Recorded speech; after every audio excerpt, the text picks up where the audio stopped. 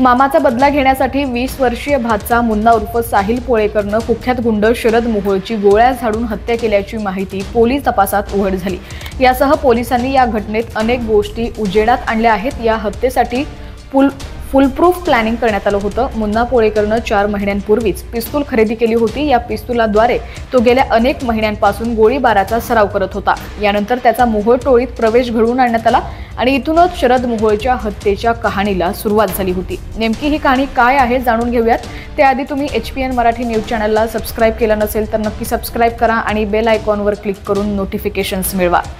तर मुन्ना उर्फ साहिल पोळेकर याचा सख्खा मामा नामदेव महिपती कानगुडे आणि मावस मामा विठ्ठल किसन गाडले यांचाही या गुन्ह्यात मोठा सहभाग होता। खरं तर नामदेव कानगुडे आणि विठ्ठल गडले या दोघांचा शरद मोहोळशी जुना वाद होता। या जुन्या वादाचा बदला घेण्यासाठी त्यांनी भाचा मुन्ना उर्फ साहिल पोळेकर याच्याद्वारे हत्येचा कट रचला होता। त्यामुळे या शरद मोहोळ हत्याकांडातील खरे मास्टरमाइंड नामदेव कानगुडे आणि विठ्ठल गडले आहेत। दरम्यान या हत्येसाठी साहिलनं 4 महिन्यांपूर्वी पिस्तूल खरेदी केली होती। या पिस्तुलातून गोळीबार करण्याचा त्यानं अनेक महिने सराव देखील केला होता। या दरम्यानच मामा नामदेव कानगुडे यांनी त्याचा शरद मोहोळ टोळीत प्रवेश घडवून आणला होता। टोळीत प्रवेश केल्याचं काही दिवसातच तो शरद मोहोळ सोबत फिरायला लागला होता। शरद मोहोळ ज्या ठिकाणी भेटी द्यायचा त्या ठिकाणी मुन्ना पोळेकर हजर असायचा। त्यामुळे अवघ्या काही दिवसातच मुन्ना शरद मोहोळच्या खूपच जवळ पोहोचला होता।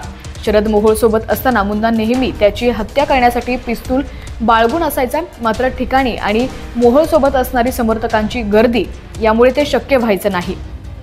त्यात शुक्रवारी आरोपी वगळता दोघंच असल्याचं पाहून मुन्नाने डाव साधला आणि शरद मोहोळच्या छाताडावर गोळ्या झाडून त्याची हत्या केली।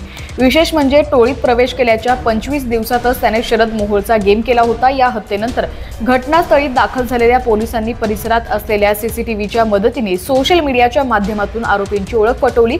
शरद मोहोळला गोळ्या झाडणारे 3 मारेकरी सुतारदरा भागातून पळून गेले। मात्र त्यांचे आणखी 4 साथीदार त्यांच्यासाठी एका स्विफ्ट कार आणि एक एक्सक्लुझिव्ह गाडी घेऊन हजर होते।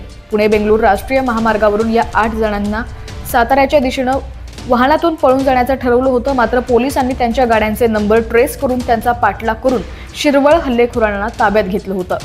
या प्रकरणाचा अधिक तपास सुरू आहे।